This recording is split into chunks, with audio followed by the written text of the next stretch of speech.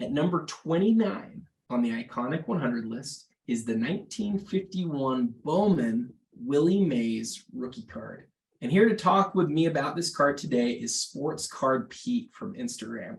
Pete, when people think of the Willie Mays iconic cards, I think a lot of people think about the 52 tops, and then there's a group of people who think about the 51 Bowman. I'm interested to hear which one of those two cards you feel like is more iconic, and how you feel about where this one came in on the list at number 29. So, I mean, Willie Mays is literally one of the best players of all time, right? You could argue top five, would not be a crazy assumption. I think he unfortunately gets kind of pushed away because when people think 51 Bowman, they think of Mickey Mantle and not him. And that's not his fault. It's just the power of Mickey Mantle.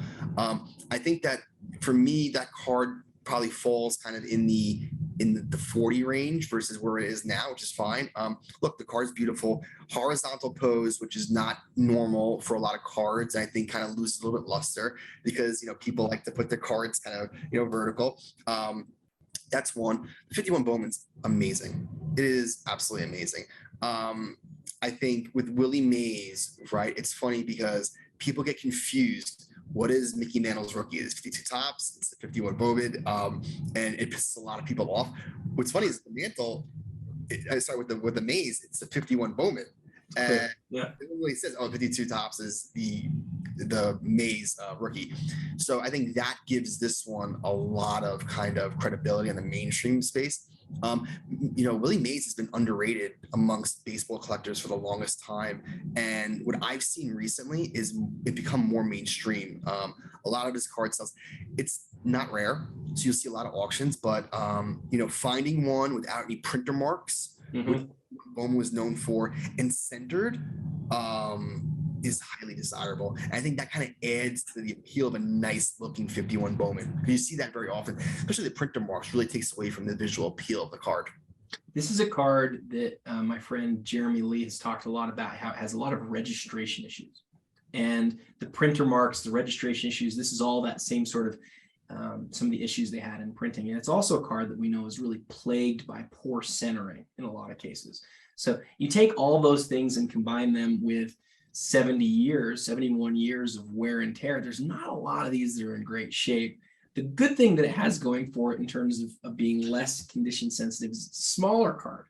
And so some of these didn't end up with the same, the same sort of issues that the larger, like taller, bigger cards had as far as creasing and things like that. They were harder to damage in that way. I don't want to say harder, but I think you know what I mean. They were less susceptible to some of those issues. Having said all that, when I think about the 1950s in baseball, this is probably one of 8 cards that I would put really in like the highest points of the most recognizable, most iconic.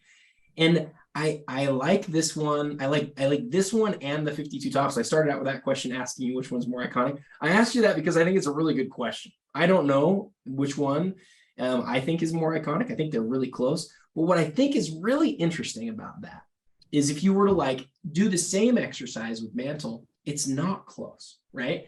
The 52 tops Mantle is viewed as one of the most iconic cards ever. I guess the 51 Bowman is too, honestly, but there's a huge multiple from the Mantle Bowman to the Mantle tops, right? The Mantle tops is worth so much more. On the Mays, that multiple is not nearly as much. It's a lot less significant multiple. Do you have any thoughts on why that is? No, it makes no sense to me at all. Maybe one's more, maybe the 52 is undervalued. Maybe now the 52 needs to be worth more with Mays. I think he just falls behind with Mantle, and I think that kind of the appeal of all the collectors going to the Mantle card is less so with Mays. Here's a fun speculation. What happens if Mantle wasn't in existence and it was just Mays? Does that become the biggest card of the 50s? I would say yes. I think outside of Mantle, the Willie Mays is the biggest card to get in the 50s, the 51 Bowman. And I think collectors are steadily recognizing that, and you're seeing that in the value. What would you have higher? Would you have the 48 leaf Jackie Robinson higher or the 51 Bowman Mays higher? I would have the 48 Jackie Robinson. It's not even, is that not even close? Or is that a good question? It depends. I think I think I'm more of a historian, and I think from a historian perspective, Jackie Robinson's the person. That card has registration issues too. Go to the 51. I think you're talking about pure like skills and collecting the best players of all time. Willie Mays is up there. He gets forgotten as a top 5 player. I think if I was to have asked that same question to myself 5 years ago, I think I would have gone with Mays. But I think the way that Jackie's the way that he has grown in terms of his, how people know him, both because of movies and documentaries and things, and because of how, the different civil rights issues that we've had in our country.